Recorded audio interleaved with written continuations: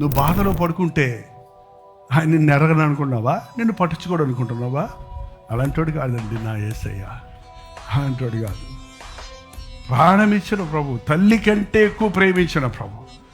నువ్వు ఏడుస్తుంటే ఏడ్చేవాడు ఆయన, నువ్వు బాధపడుతుంటే బాధపడేవాడు ఆయన.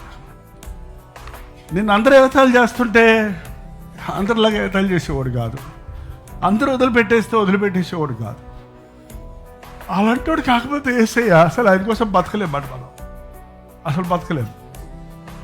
మనుషులు నమ్ముకుంటే లోకంలో బతకలేము, పరిస్థితులు నమ్ముకుంటే బతకలేము, లోకాన్ని నమ్ముకుంటే బతకలేము. ఇంతమంది చేసే మనకుండగా ఎప్పుడు ఆయన్ని విడిచిపెట్టకండి. బాధలో కూడా ఆయనే మనకి సమస్తం, అన్నిటిలో ఆయనే సమస్తం. నిద్రపోతున్నాడికి దేవుడు దూతను పంపించి నిద్ర లేపి, నా బిడ్డ ఆకలితో ఉన్నాడు, నా బిడ్డ నిరుత్సాహంతో ఉన్నాడు, నా సేవకుడు బాధలో ఉన్నాడు అని తట్టి లేపి, దూత వచ్చి అతన్ని ముట్టి, కొట్టి కాదు కొట్టల అతన్ని ముట్టి మెల్లగా లేపి ముట్టి నీవు లేచి భోజనం చేయమని చెప్పాను.